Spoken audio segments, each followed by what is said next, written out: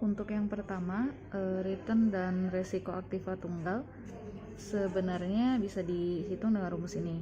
Tapi ini untuk capital gini aja. Tapi kalau misalnya perusahaannya ada bagikan dividen, harus menggunakan rumus yang ini. Jadi ini rumus yang akan dipelajari untuk ujian ya. Jadi kalau di ujian diminta hitung berapa returnnya masing-masing setiap tahun, kalian hitungnya menggunakan rumus ini. Dihitung satu-satu, rinciannya udah di sini gitu ya. Kalau ikutin rumus yang ini sebenarnya cara kerjanya nggak susah. Yang kita bisa hitung itu nggak bisa tahun pertama, harus mulai dari tahun kedua. Rumusnya itu harganya yang ini kurangi aja dengan yang sebelumnya, lalu dibagi dengan tahun sebelumnya. Dividend yield itu hitungnya ini tinggal dibagi harga sebelumnya. Itu cara baca rumusnya ya. Atau kalau mau sederhana pakai yang rumus ini aja lah, yang kedua. Jadi harga hari ini kurang kemarin tambah dividen bagi kemarin gitu ya. Jadi ikutin rumusnya, kita hitung nanti kalau ujian gitu aja lah, hitung aja returnnya untuk tahun 1990, harga hari ini 1755 kurang harga kemarin 1750 tambah dividennya 100 bagi tanggal yang kemarin, tahun lalu 1750. Nah jadi kalau ujian hitungnya begitu aja seterusnya ya, dari tahun 1990 sampai habis 1996. Oke, ini kalau misalnya harga saham yang digunakan itu bukan per tahun. Kalau yang sebelumnya, yang di soal ini itu kan per tahun nih, jadi nggak masalah pakai rumus yang ini, itu nggak masalah. Tapi kalau misalnya dia harganya itu pakai yang per bulan, per minggu, nah nanti kalian perbaginya di dividen aja. Jadi nanti di dividennya yang tadi kita hitung itu dividennya kalian bagikan lagi. Kalau misalnya dia harganya kayak gini kan, harganya per bulan, berarti dividen bagikan 12. Kalau misalnya harganya per minggu, ya udah dividennya dibagikan dengan 1 tahun kan ada 52 minggu bagi 52. Jadi dia pengaruhnya di dividennya aja sih. Caranya sama kayak tadi, sama kayak rumus ini, cuma dividennya aja dibagi lagi gitu ya. Nah untuk yang relative return itu nggak usah pikir susah-susah, karena intinya adalah tinggal ditambahkan 1. Kalau kalian tadi bisa hitung return ini berapa, ini kurang ini tambah ini bagi ini berapa, itu returnnya. Tapi kalau misalnya diminta relative return, ya udah nanti hasilnya tinggal ditambahkan 1 aja. Ini dihitung aja, bentar saya coba hitung. 1755 kurang 1750 tambah 100 bagi 1750. Ini kan 0,06 kan hasil return tahunannya kan. Nah kalau misalnya ditanya relative return, ya udah tinggal tambahkan 1 aja di akhirnya, tambah 1 kan hasilnya 1,06, ya udah beres. Kalau relative return ya, harus bisa bedakan relative return dan return yang biasa gitu ya. Nah kita lanjut ke expected return. Nah di sini udah saya bilang untuk yang ekspektasi masa depan, yang probabilitas nggak usah dipelajari, jadi cukup pelajari yang kedua aja, yang data historis ya.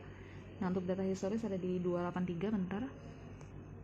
Oke, untuk yang menghitung expected return data historis udah cukup di rata-ratain aja.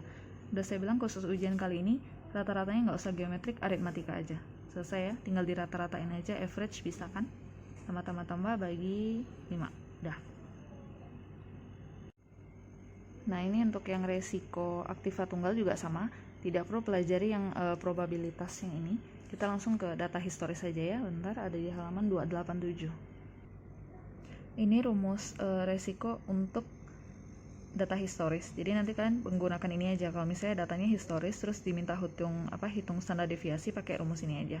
Caranya gampang kok, ini tulisannya aja, rumusnya susah. Returnnya dikurangi expected return. Expected return itu udah diajarin tadi, hitungnya dengan cara dirata-ratain ya. Dipangkatin 2 terus kurang n-1 karena datanya kecil. Nah, perhatikan ini standar deviasi. Resiko bisa dihitung dengan standar deviasi dan varian. Hubungan antara standar deviasi dan varian itu apa? Di sini.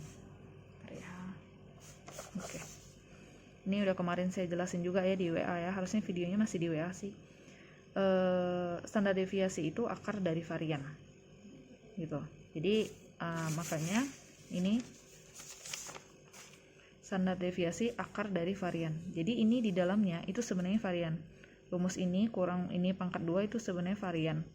Kalau diakarkan jadi standar deviasi gitu ya. Kalau mau rumus hubungan antara standar deviasi dan varian lainnya juga bisa dilihat di sini nih. Kalau mau cari varian, standar deviasi pangkatin 2. Gitu ya. Kalau mau cari standar deviasi, variannya yang diakarkan, gitu ya.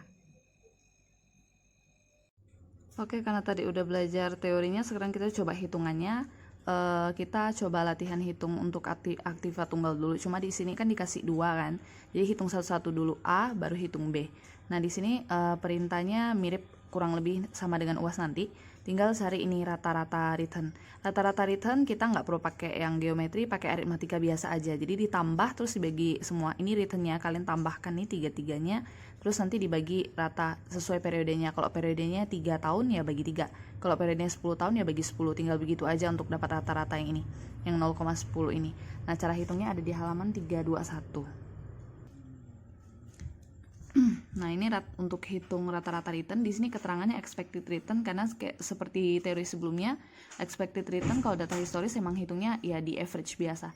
Jadi datanya ditambah terus dibagi aja periodenya berapa. Oke, kita lanjut ke poin kedua. Yang kedua kan diminta cari varian. Sebelumnya kita juga udah bahas yang antara varian sama standar deviasi ini sebenarnya dia berhubungan sambungannya kok. Nah, jadi sebelumnya udah dikasih rumus kurang lebih kayak gini. Ini di WA juga udah ada ya rumusnya ya.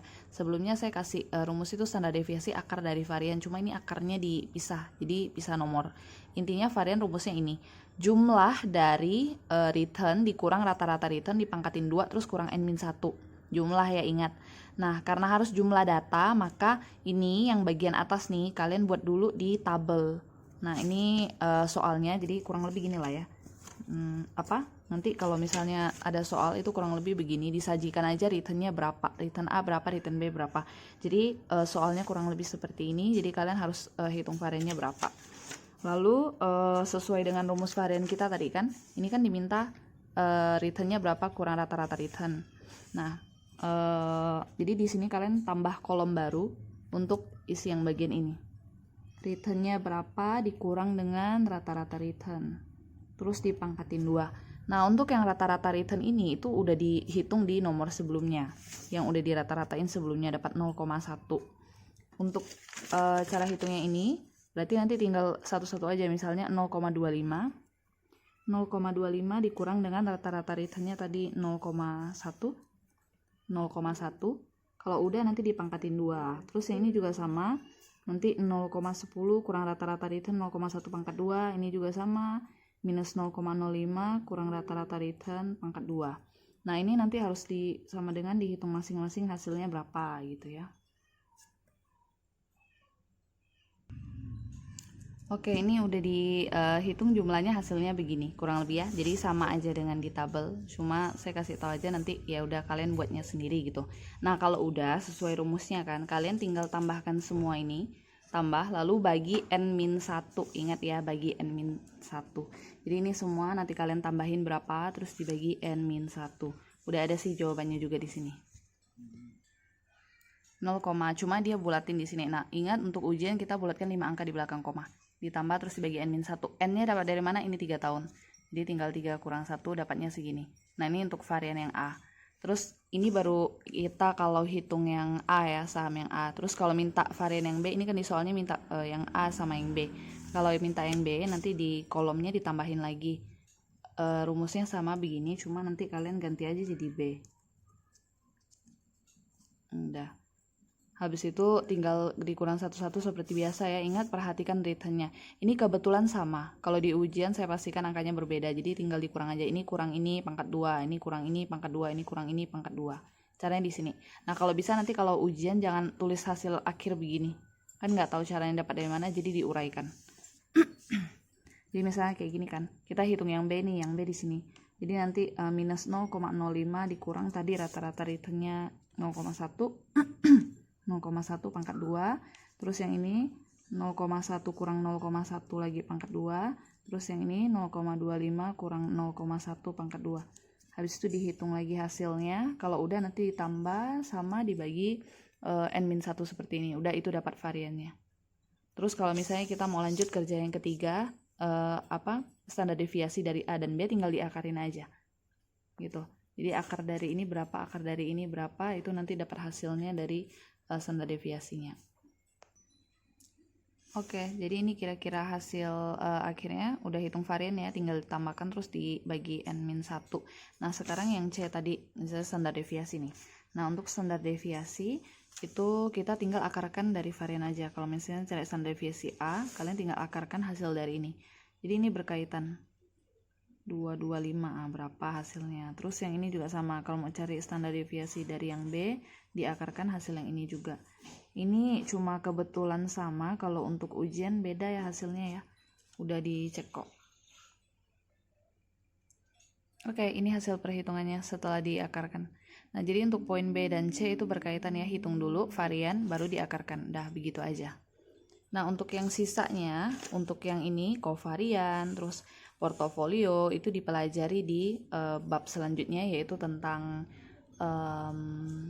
return dan resiko dari aktiva, return dan resiko dari portofolio.